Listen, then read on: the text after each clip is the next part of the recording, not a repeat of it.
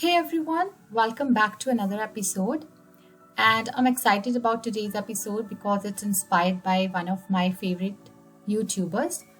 I absolutely love her content. It's thought provoking, it's authentic, and it always seems to, uh, just motivate me.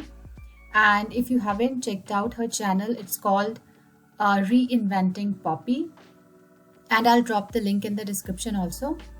If you do already know her, you know just how amazing and insightful her videos are. So recently, I was watching one of her episodes titled Starting Life from Scratch in Your Late 30s, and it really struck a chord with me. Now, a quick disclaimer, I'm in my early 30s.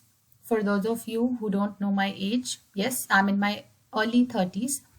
And I get a lot of people assuming I'm still in my 20s. And honestly, I never feel the need to correct them.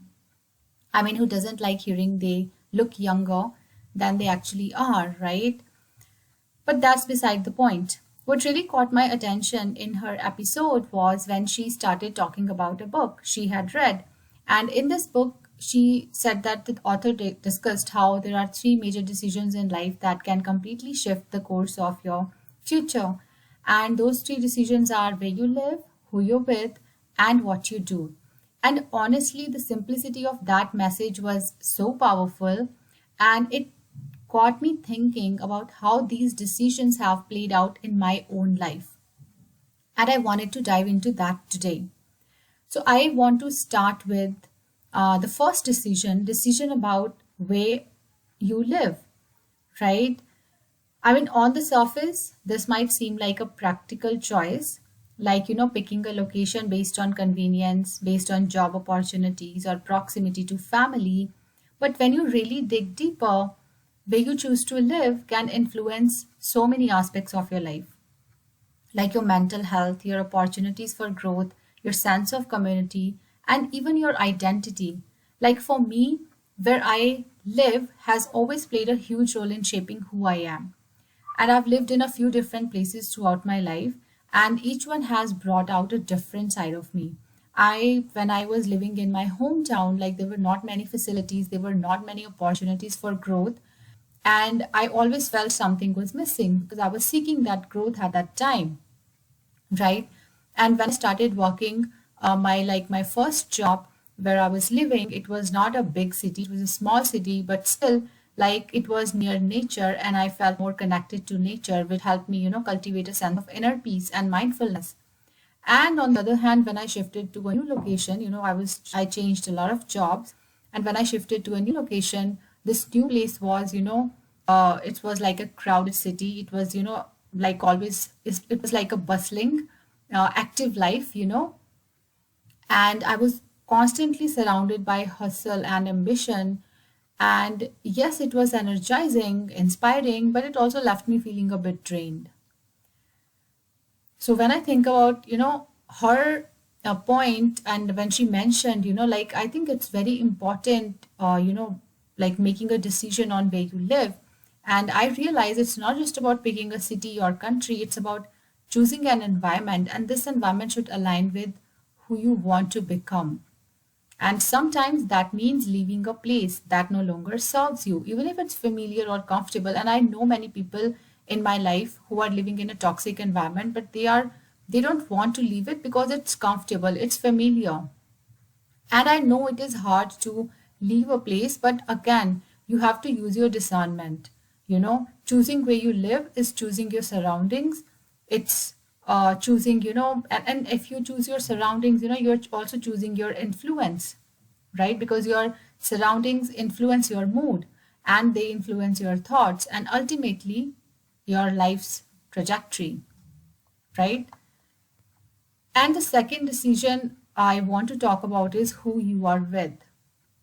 And I think this one is huge because the people you choose to spend your time with can lift you up, push you to grow, and support you, or they can drag you down, hold you back, or even make you question your worth. And I have experienced that firsthand. We often underestimate how much influence our relationships have on our lives. That voice inside your head telling you you are not worthy of good things in your life, try to sort of evaluate, like, it's not your voice. Maybe people around you have been telling you the same. And I've definitely gone through phases where I had to reevaluate the relationships in my life. And I always say relationships are like investments. Like when you invest money, you get return. So you have to be very careful the kind of relationships you invest in, because investments can go wrong, right? So you have to choose the right kind of relationships. There were times when I've had to ask myself, are these people helping me grow? Are they aligned with my values and where I'm heading? And let's be real, sometimes we hold on to relationships out of comfort or out of loyalty, even when we know deep down that they are not good for us anymore. And I used to hear people talk about outgrowing others a lot. And I know, like, it's true. Sometimes, you outgrow your environment. There's a quote that goes something like, you are the average of the five people you spend the most time with. And whether you believe that entirely or not, there's a lot of truth to the idea that your environment and the people you surround yourself with shape who you become. So if you're spending time with people who are constantly negative, unmotivated, or stuck in the past, it's hard not to get pulled into that energy. But when you're surrounding by you surround yourself with people who are striving for growth, who support you, who challenge you to be your best self, something amazing happens. You start to elevate. And I think that's why this decision is so important, who you are with, whether it's your friends, your partner, your family. It has a profound impact on your life. So be intentional about the relationships you nurture and hold on to the ones that genuinely bring out the best in you. And the last major decision, what you do, and this one really hits home for me. What you do in terms of your career or your life's purpose is a defining factor uh, in your sense of fulfillment.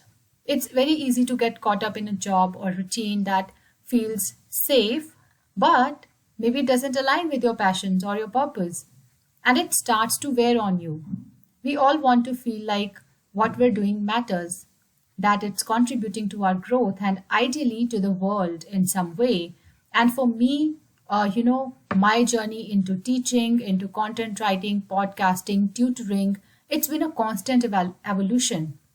I've had moments where I questioned if I was on the right path, but every time I lean into what feels aligned with my soul's purpose, things start to click. It's not always easy. Sometimes it means taking risks, making sacrifices, or even starting over.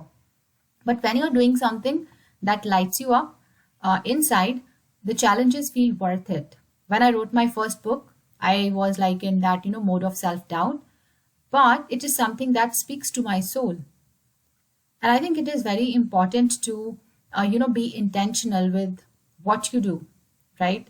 And it's about, taking control of your narrative also and not being afraid to make changes if what you're doing isn't fulfilling anymore. Whether it's a job, it's a project, even a hobby, what you dedicate your time and energy to will shape your life. And it will shape your, overall future. It will shape your long-term future, long-term goals. So to wrap up, the three decisions you have to be very careful about are all interconnected: where you live, who you're with, and what you do. Each one plays a massive role in shaping your life and your happiness.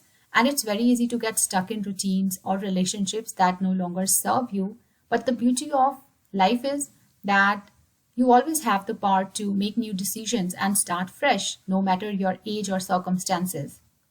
And I want to give a huge shout out to Reinventing Poppy again for inspiring this episode. If you haven't checked out her channel, please do. I'll link to her video. And also know that this is not a sponsored video. I just love her content and I wanted to give credit to her episode because that episode inspired this episode, right? And as always, thank you so much for listening. If today's episode resonated with you, I'd love to hear your thoughts. Feel free to reach out to me and let's continue the conversation. Until next time, remember that you're in control of the choices that shape your life. Be bold, make the decisions that serve you, and never be afraid to start fresh.